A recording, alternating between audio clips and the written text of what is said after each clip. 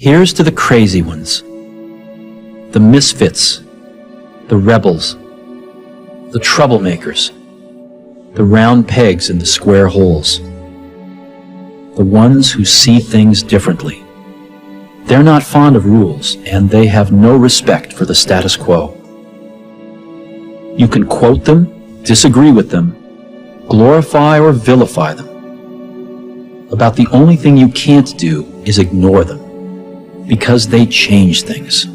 They push the human race forward. While some may see them as the crazy ones, we see genius. Because the people who are crazy enough to think they can change the world are the ones who do.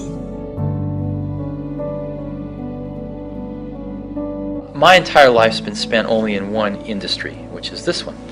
But I've been in it now for about 15 years, and I've seen a lot of people make a lot of things. I've seen a lot of people fail a lot of things. And my point of view on this, or my observation, is that the doers are the major thinkers. The people that really create the things that change this industry are both the thinker-doer in one person. And if we really go back and we examine, did Leonardo have a guy off to the side that was thinking 5 years out in the future what he would paint or the technology he would use to paint it? Of course not. Leonardo was the artist, but he also mixed all his own paints. He also was a fairly good chemist, knew about pigments, knew about human anatomy, and combining all of those skills together, the art and the science, the thinking and the doing, was what resulted in the exceptional result. And there is no difference in our industry. The people that have really made the contributions have been the thinkers and the doers. And a lot of people, of course, it's very easy to take credit for the thinking. The doing is more concrete, but it's very easy for somebody to say, oh, I thought of this 3 years ago. But usually when you dig a little deeper, you find that the people that really did it were also the people that really worked through the hard intellectual problems as well. People say you have to have a lot of passion for what you're doing, and it's totally true. And the reason is because it's so hard that if you don't, any rational person would give up. It's really hard, and you have to do it over a sustained period of time. So if you don't love it, if you're not having fun doing it and you don't really love it, you're going to give up.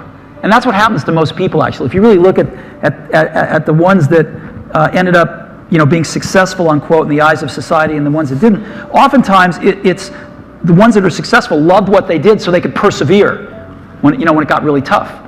And the ones that didn't love it quit because they're sane, right? Who would want to put up with this stuff if you don't love it? So it's a lot of hard work, and it's a lot of worrying constantly.